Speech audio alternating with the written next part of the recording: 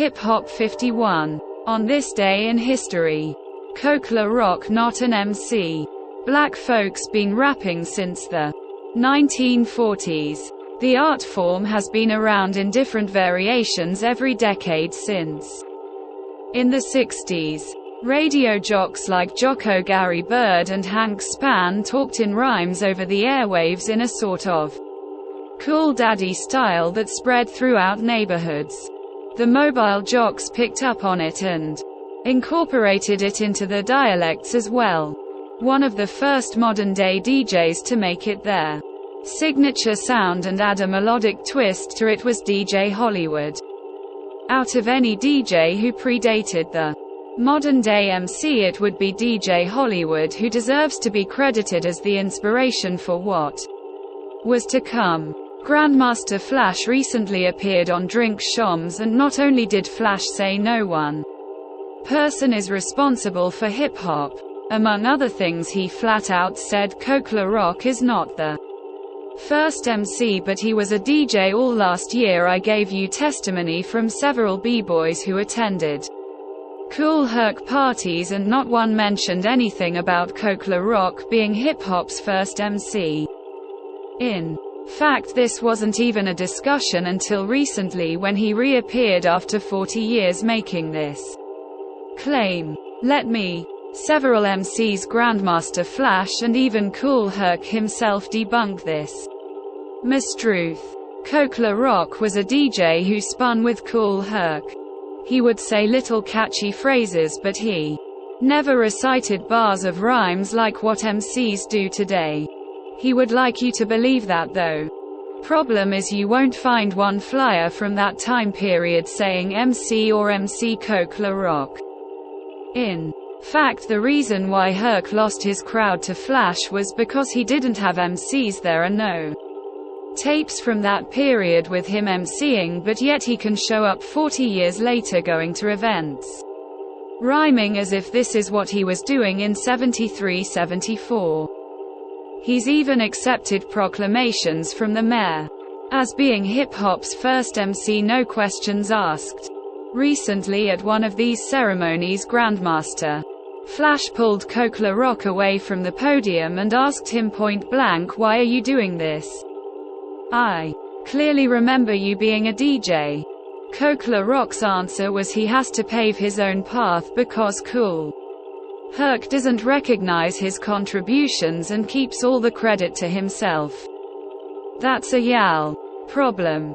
You don't get to claim Cowboy's title because you feel neglected. I even came up with a more encompassing, fitting title for him in the hopes he would stop this charade and call himself the co-founder of hip-hop, a more fitting title. I notice now he's calling himself the father MC, but that name's taken too. Now to the average person who knows nothing about our cultures, beginning would say, what's the difference? The difference is we can't go around confusing who did what. We can't confuse or combine what DJs did and what MCs did.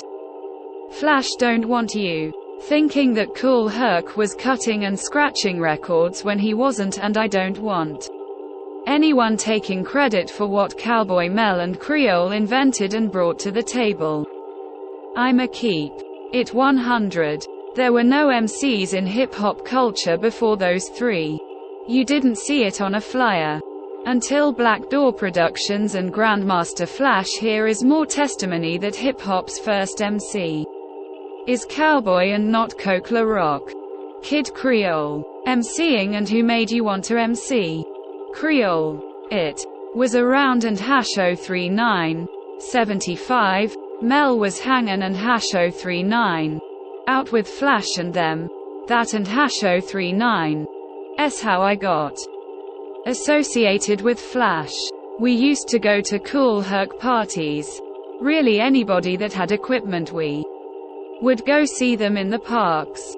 Herc was one of the few DJ and #039 that had legitimate equipment, and he would have inside parties and charge people.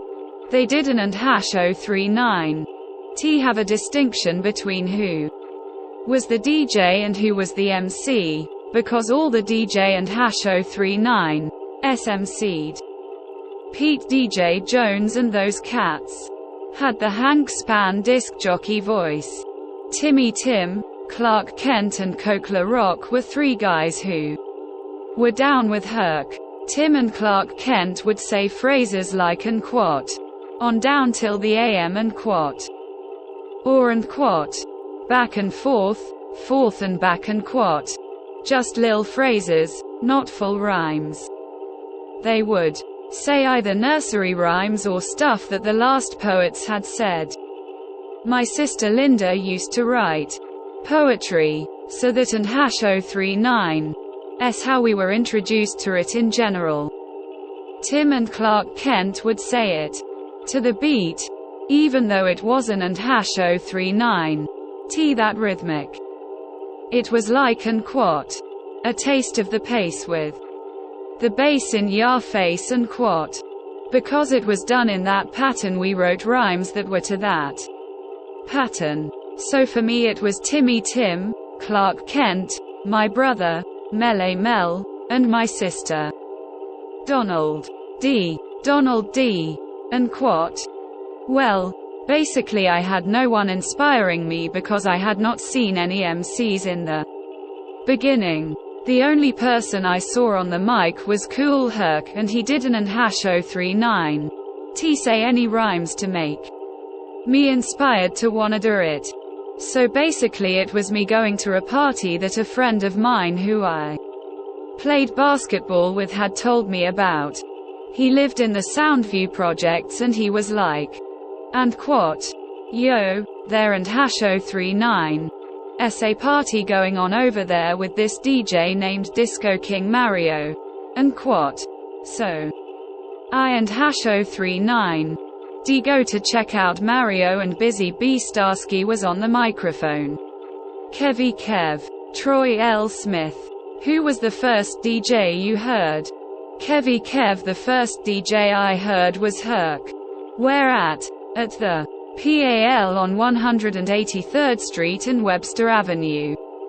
The first Circa you heard on the mic was one of Herc's boys. No, they wasn't really MC.ing.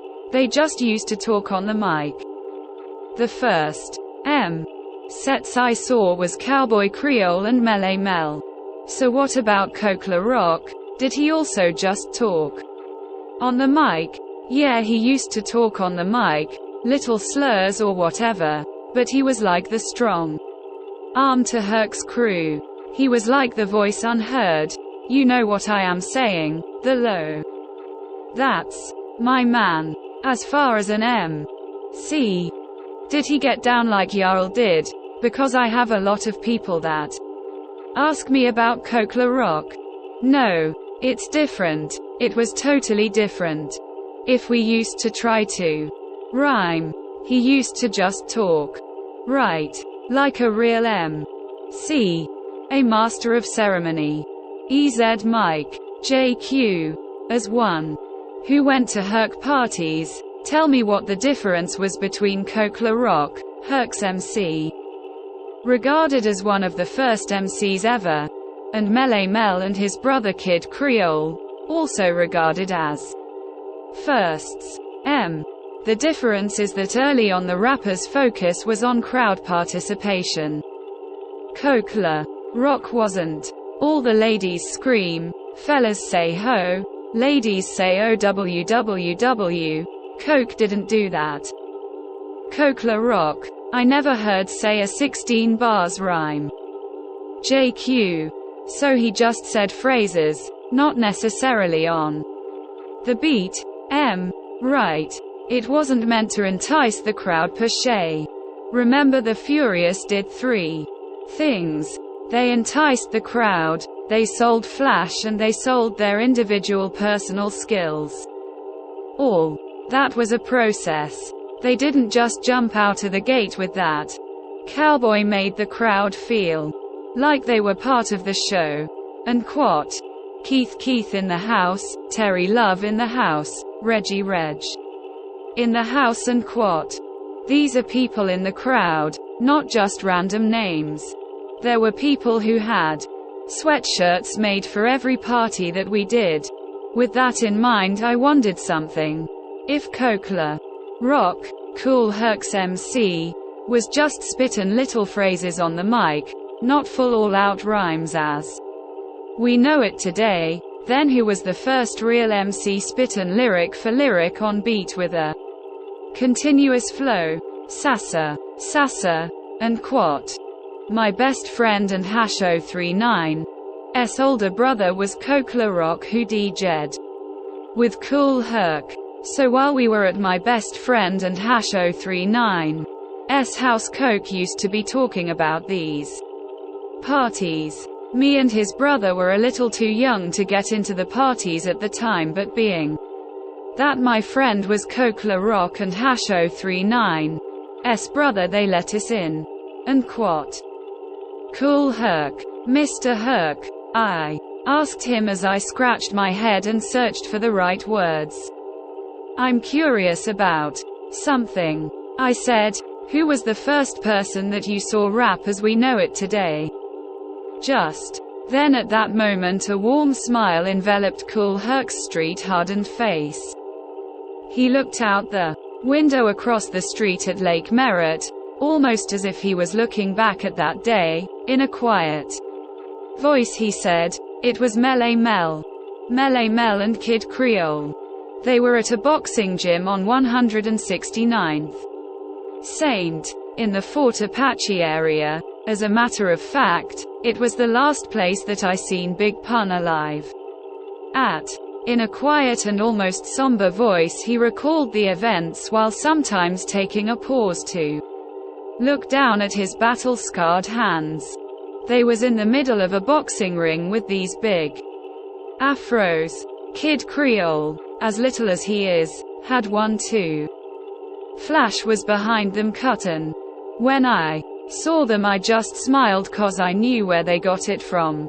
They got it from me. And they knew that they got it from me. I wasn't mad. Mele Mel saw me in the crowd and just nodded at me.